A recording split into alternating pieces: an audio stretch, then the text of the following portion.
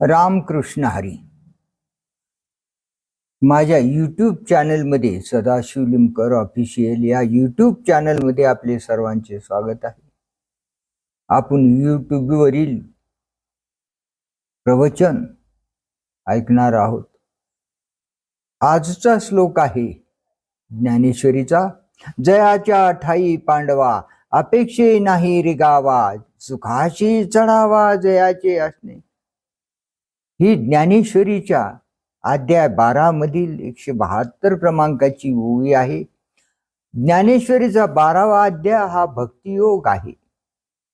श्रीमद भगवद्गीतेच्या अध्याय 12 मधील श्लोक 16वा. जो भक्त कोणता भगवंताला प्रिय आहे या संबंधी वर्णन दिलेले आहे. तसे तर भगवंतांनी कोणकोणते भक्त प्रिय आहेत याविषयी श्लोक लिहिलेले आहेत. आज आपण फक्त एक श्लोक अनपेक्ष सुचिर्दक्ष उदासीनो गतव्यथाः सर्वारंभ परित्यागी यो मद्भक्त समे प्रिय या संस्कृत श्लोकाचा अर्थ पाहूया. अनपेक्ष, अनपेक्ष म्हणजे अपेक्षा नसलेला, म्हणजे निरपेक्ष. सुचिर्दक्ष म्हणजे शुद्ध तत्वार्थींचा देखणा. उदासीन न्यूट्रल, कशाविषयी अशा नाही, उदासीन. संसार दुःख विरहित, कर्मारंभास अवश्य असणारा जो अहंकार तद्विरहित असा जो माझा भक्त असतो तो मला प्रिय आहे असे अर्जुनाला भगवान श्रीकृष्ण सांगत आहे. यावर अनुवाद करताना भगवान ज्ञानेश्वर माऊलींनी अत्यंत सुंदर अशा ओव्या लिहिलेल्या आहेत. त्या ऐका. त्यातील काही आपण पाहू आणि काही अनुवाद पाहू आणि काही त्याचा सार पाहू. जयाच्या ठाई पांडवा, हे अर्जुना, ज्याच्या ठिकाणी अपेक्षा म्हणजे इच्छेला रिगावा व शिरकाव करण्यास जागा नाही आणि सुखाशी चढावा असणे जयाचे, ज्याच्या विषयी आत्मसुख वाढतच असते, आत्मसुखाचा उत्कर्ष होत असतो, असा भक्त ज्ञानेश्वर महाराज या संदर्भात काशी क्षेत्राचा दृष्टांत देतात. काशी क्षेत्र हे मोक्ष देण्यास खरोखर उदार आहे, पण ज्याला मोक्ष पाहिजे म्हणजे त्या मुमुक्षूला तेथे मरण यावे लागते, त्या ठिकाणी शरीर सांडावे लागते. पुन्हा आणखी दुसरा दृष्टांत देतात. हिमवंतू दोष खाय परी जीवित्वाची हानी होय, तैसे सुचित्व नव्हे सज्जनाचे साधूचे. हिमवंतू दोष खाये, हिमालय पर्वताची यात्रा केली असता, म्हणजेच बद्रीनाथ केदारनाथ यात्रा केली असता सर्व पाप नाहीशे होते खरे, पण तेथे मरण्याचा संभव अधिक असतो. पण साधूचा पवित्रपणा तसा धोकादायक नसतो. सुची सुची गांग होयो आणि पाप तापही जाई, परी तेथे आहे बुडणे एक. गंगोदक अत्यंत पवित्र आहे. त्या गंगोदकाने पाप व ताप देखील नाश पावतात, पण त्यासाठी गंगेत डुबकी मारावी लागते, बुडी द्यावी लागते. मात्र गंगेचे पाणी खोल असल्या कारणाने त्यात बुडण्याचा संभव असतो. गंगेच्या पाण्याची खोली जशी समजून येत नाही, त्याप्रमाणे साधूच्या ज्ञानाची खोली लक्षात येत नाही. असे असले तरी साधूच्या संगतीत बुडण्याची भीती मात्र नसते. साधूच्या संगतीमध्ये मरावयाचा प्रसंग न येताच या देहातच रोकडा मोक्षपत्रात पडतो. हरिपाठामध्ये माऊली म्हणतात, साधूचे संगती तरणो पाय.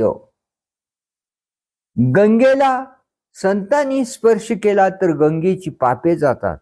म्हणजे संतांच्या संगतीने किती पवित्रपणा येतो पहा.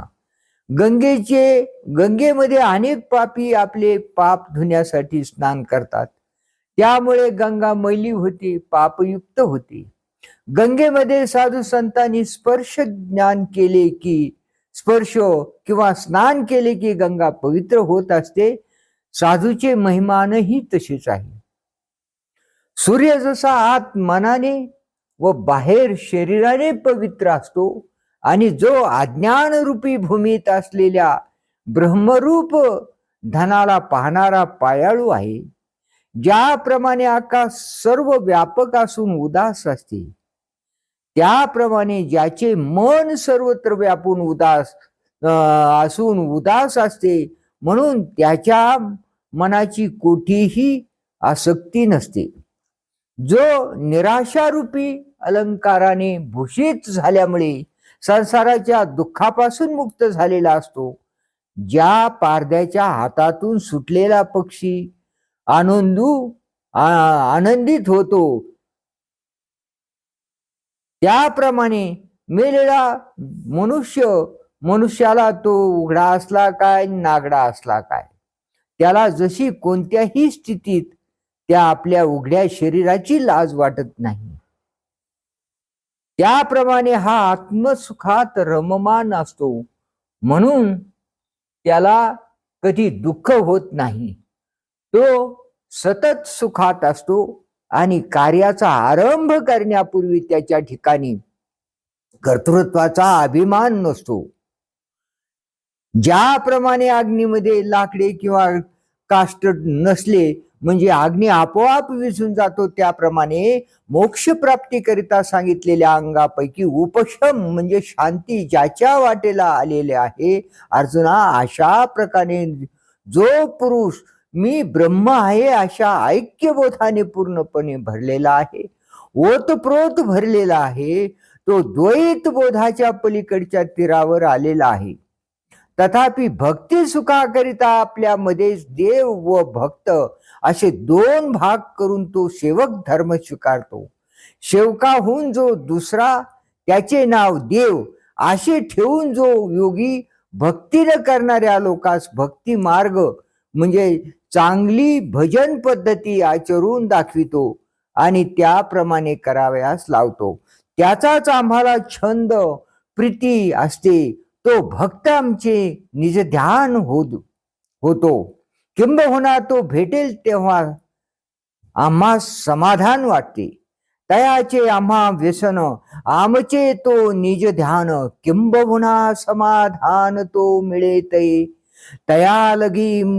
तया लागी मज रूपायाने, त्याच्यासाठीच आम्हाला सगुण साकार अवतार घ्यावे लागतात.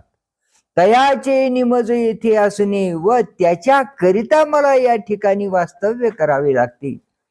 तया लोण किजे जीवे प्राणे ऐसा पढिये, त्याच्यावरून मी माझे पंचप्राण उवाळून टाकतो, इतका तो मला आवडता असतो.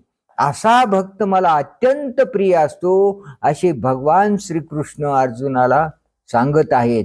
आणि जे काही इतर भक्तांच्या लक्षणाविषयीचे जे भगवद्गीतेत श्लोक आलेले आहेत व भगवान ज्ञानेश्वर महाराजांनी त्यावर अनुवाद केलेला आहे, ते आपण पुढील भागात पाहूया. आज येथेच थांबूया. पुंडलिक वरदा हरी विठ्ठल, श्री ज्ञानदेव तुकाराम, माऊली ज्ञानेश्वर भगवान की जय. राम कृष्ण हरी, राम कृष्ण हरी, राम कृष्ण हरी.